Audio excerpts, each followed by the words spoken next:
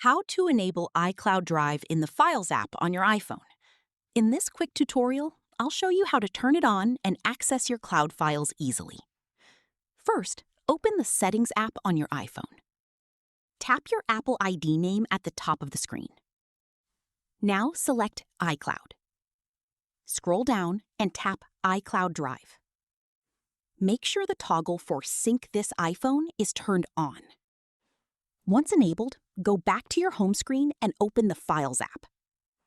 Tap Browse at the bottom. Now you should see iCloud Drive listed under Locations. If it doesn't appear, tap the three-dot menu in the top right corner and select Edit, then turn on iCloud Drive. Once enabled, you can store, access, and sync files across all your Apple devices automatically. On my device, it may already be enabled, but if not, just follow the same steps. And that's how you enable iCloud Drive in the Files app on iPhone. If this tutorial helped, don't forget to like and subscribe for more iPhone tips and cloud storage guides.